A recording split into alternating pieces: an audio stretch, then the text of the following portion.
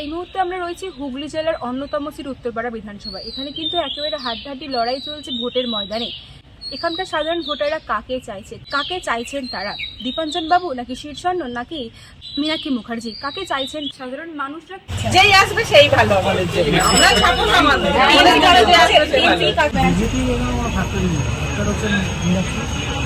মীনাক্ষীর সঙ্গে লড়াইটা হবে। কি জিতবে? টিএমসি জিতবে। আমার তো মনে হয় যে সিপিএমের সাথে টিএমসিরই লড়াই হবে। বিজেপি সেইভাবে লড়াই করতে পারবে না, যত ধারণা। এরপরে মানুষ চাইবে কি কাকে কি। শীর্ষণ্য বাবু আসবেন নাকি মীনাক্ষী? আমার তো মনে হয় মীনাক্ষী। কি মনে হচ্ছে, টিএমসি না বিজেপি? প্রেডিকশন করা খুব মুশকিল, বাট আমাদের এখানে তৃণমূলই জিতে আসছে, তো আশা করছি তাই হবে হয়তো। বিজেপির সঙ্গে তৃণমূল, টিএমসির সঙ্গে বিজেপি, তাই তো? কে জিতবে, শীর্ষণ নাকি দীপাঞ্জন বাবু? কে? টিএমসি আসছে এবারে? আমার আবার 4-4 টিএমসি আবার আসছে। জন্য মীনাক্ষী এখানে কোনো রকমভাবেই সেরকম কিছু জায়গা করতে পারবে না। আর বিজেপি তো জানুন, যা ক্যান্ডিডেট এসছে ভোটে টিকবে না। সব লড়াই হয় ভেতরে ভেতরে, তুমি বুঝতে পারবে না কি লড়াই হচ্ছে। আমি চিন্তা করছি আর হচ্ছে কি মনে হচ্ছে, মীনাক্ষী মীনাক্ষী আর মীনাক্ষী না, মীনাক্ষী না কি হবে এখনো কেউ বলতে পারবে না। এখন আমি জোর গলা বলতে পারবো না এই আসবে, এর চান্স আছে। আপনার কি মনে হয়?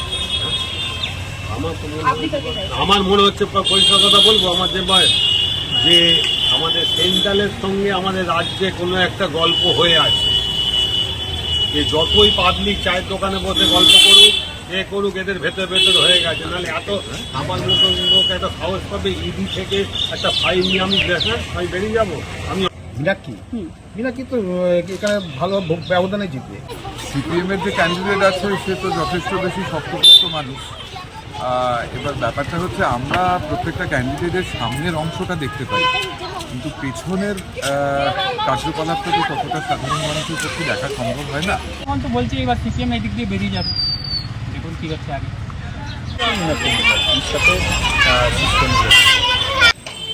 বিজেপি অবভিয়াসলি বিজেপি আর টিএমসির মধ্যেই হবে কাড়াকাড়ি, কিন্তু হ্যাঁ এটা আমি জোর গলা দিয়ে বলতে পারি টিএমসিই জিতবে।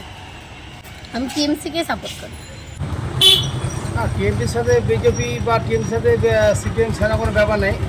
উত্তরপাড়া সবসময়ের জন্য তৃণমূল কংগ্রেসের পাতে আছে, তৃণমূল কংগ্রেসই জিতবে। দীপাঞ্জন যিনি আছেন তারও একটা ভালো হিস্ট্রি রয়েছে। তারপরে এটা অলরেডি তৃণমূলের শক্ত জায়গা, তো তৃণমূলে যিনি দাঁড়িয়েছেন তারও ভালো চান্স আছে। আর সিপিএমে মীনাক্ষী দাঁড়িয়েছে, তারও একটা নিজস্ব রয়েছে। তো দেখা যাক, ত্রিমুখী লড়াই হবে আমার মনে হয়।